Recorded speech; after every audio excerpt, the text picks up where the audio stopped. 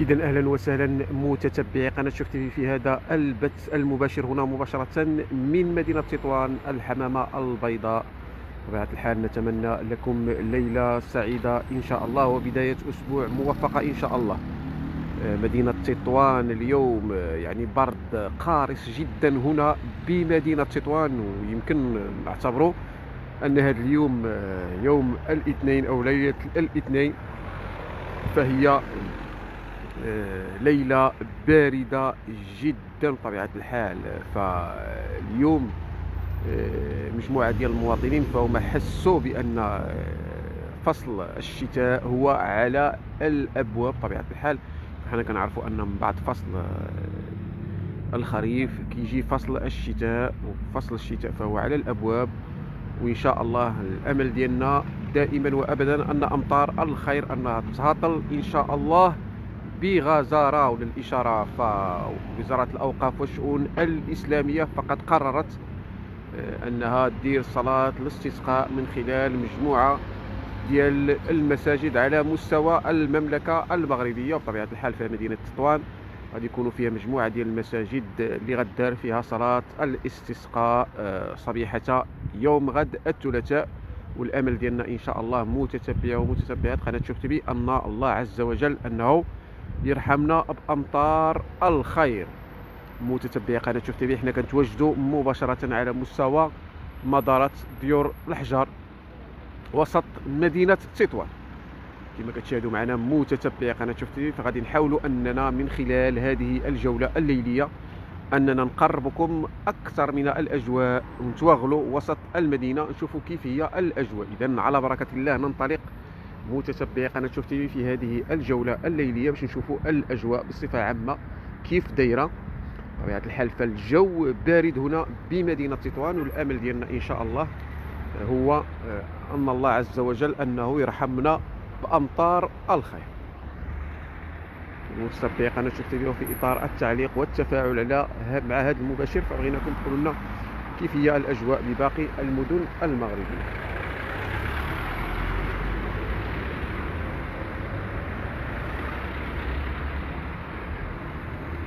كما قلنا فالجو بارد هنا بالحمامة البيضاء.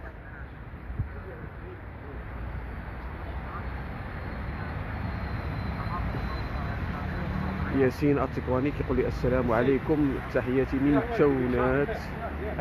رضوان توني كيقول لي انا من اكادير. بطبيعه الحال فبغي لكم متتبعي قناه شوف تيفي من خلال هذا البث المباشر انكم تقولوا لنا كيف هي الاجواء بالمدن المغربيه.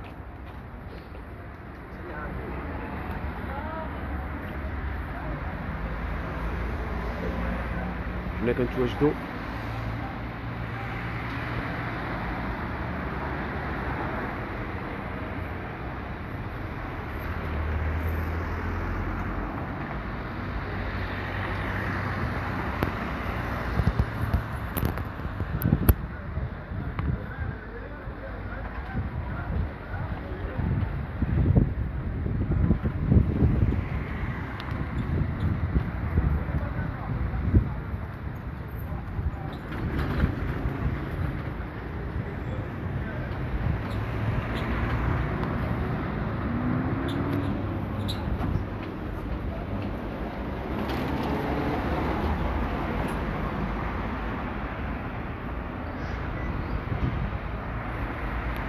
كما قلنا متتبعي قناة شوف تيفي فأجواء باردة هنا تخيم على مدينة تطوان، وهذه الأجواء طبيعة الحال. فبعد يعني التاسعة ليلا فمجموعة ديال الأزقة والشوارع ديال الحمامة البيضاء فهي كتخوى، ونتمنوا إن شاء الله كما قلنا دائما وأبدا أن هذه برودة الطقس، هذا الطقس البارد اللي كتشاهدوا مدينة تطوان أنه إن شاء الله أمطار الخير أنها تزور المدينة، وأن أمطار الخير أنها تساقط خلال الأيام المقبلة. وللإشارة فقد قررت وزارة الأوقاف والشؤون الإسلامية يعني تعميم صلاة الاستسقاء على مجموعة من المساجد على مستوى المملكة المغربية، وغادي تدار صلاة الاستسقاء صبيحة يوم غد الثلاثاء. المتتبعي قناة شفتوا بهذه الأجواء هنا مباشرة من مدينة تطوان. ياسين التطواني كيقول الجو بارد جدا. نعم الجو بارد جدا بمدينة تطوان. أمس ريان كيقول لي من تقدير كذلك الجو بارد. إذا كما كتشاهدوا متتبعي قناة شوف تي في، في مجموعة ديال المواطنين فهما لبسوا عليهم، وطبيعة الحال فهما كيوضعوا الأيدي ديالهم داخل الجيوب ديالهم اتقاء برودة الطقس اللي كتشهدها مدينة تطوان. كما كتشاهدوا فمجموعة من المواطنين فهما يعني كيتخذوا من الجيوب ديال الملابس ديالهم اتقاء شر البرد.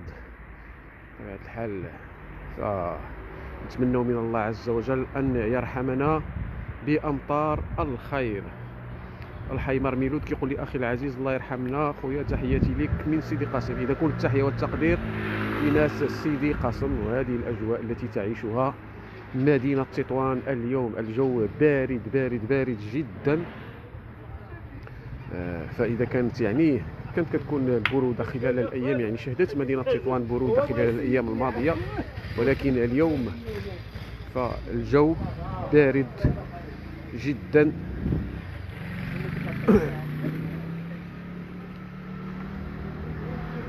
إذا المتابعين قناة شوف هذه الأجواء هنا مباشرة من مدينة تطوان، أجواء رائعة، أجواء جميلة بطبيعة الحال. ففي هذا المكان فكانوا جوج ديال الأشجار،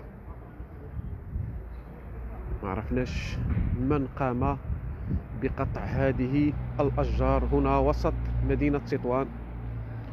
جوج ديال الأشجار اللي كانوا هنا على مستوى كما كتشاهدوا متتبعي قناة شوف تي في، جوج الأشجار فتم القطع ديالهم هنا وسط مدينة تطوان، بالضبط أمام بناية باشوية تطوان. المتابعين قناة شوف تي في، لازلنا في هذه الجولة الليلية هنا مباشرة من مدينة تطوان. الجو بارد جدا هنا بالحمامة البيضاء.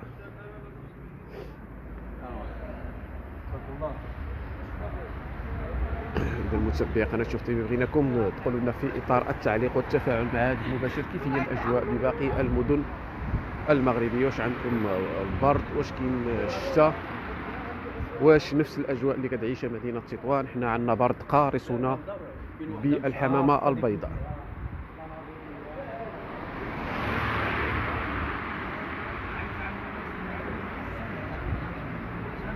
أمس ريان كيقول لي بأكادير الجو بارد. بطبيعة الحال فمدينة تطوان كتشهد واحد البرد اللي هو قارس جدا كما كتشاهدوا متتبعي قناة شوف تي في. فمجموعة ديال المواطنين فهم متخذين من خلال المعاطف ديالهم، من خلال الجلباب ديالهم، من خلال جيوب الملابس ديالهم اتقاء شر البرد. إذا المتابعين قناة شوف تي في، هذه الأجواء هنا مباشرة من الحمامة البيضاء. بطبيعة الحال فنحن على بعد أيام قليلة من دخول فصل الشتاء، ونتمنوا إن شاء الله أنه خلال هذا فصل الشتاء أن أمطار الخير أنها تهطل بغزارة على مدينة تطوان وباقي المدن المغربية.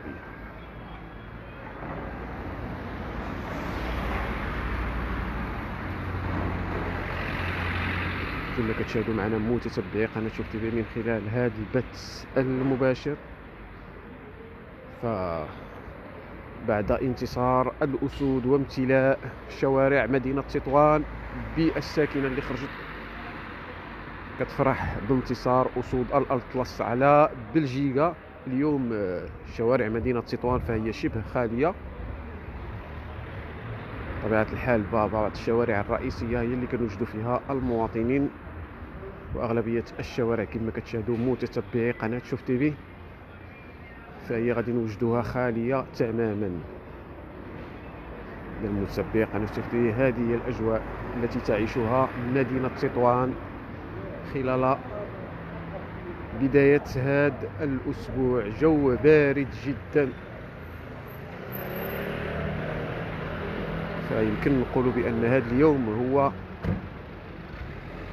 الدخول الفعلي لفصل الصيف، عفوا لفصل الشتاء.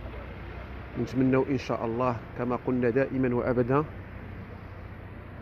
أن أمطار الخير أنها تزور مدينة تطوان وباقي المدن المغربية. حنا كنتواجدوا متتبعي قناة شوف تي في على مستوى ساحة العدالة، إحدى الساحات الشهيرة هنا بمدينة تطوان.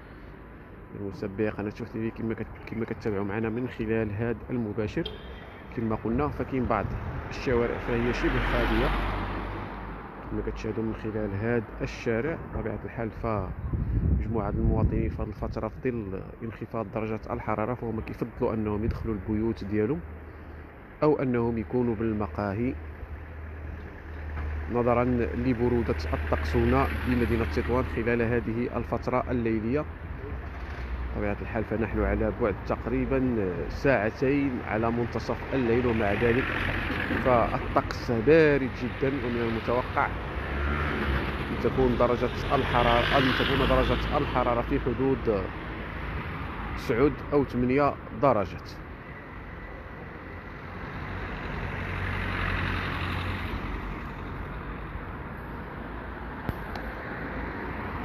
إذن تحية لك أختي رانيا، بغيناك تشرفنا تقولناش من مدينة أختي رانيا.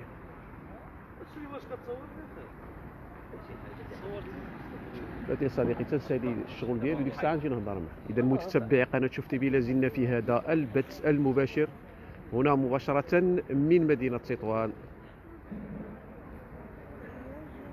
أجواء جميلة، أجواء رائعة تشهدها المدينة خلال هذه الفترة على بعد ساعتين من منتصف الليل.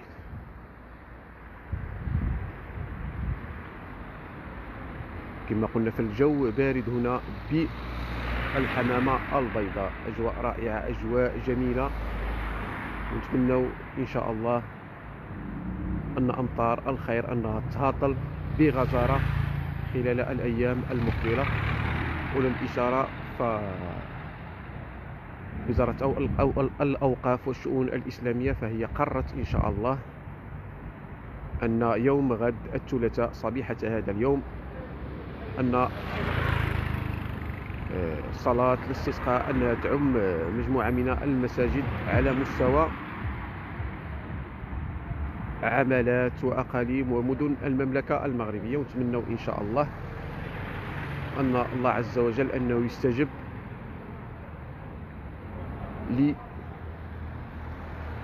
لعباده وأن يرحمنا بأمطار الخير إن شاء الله.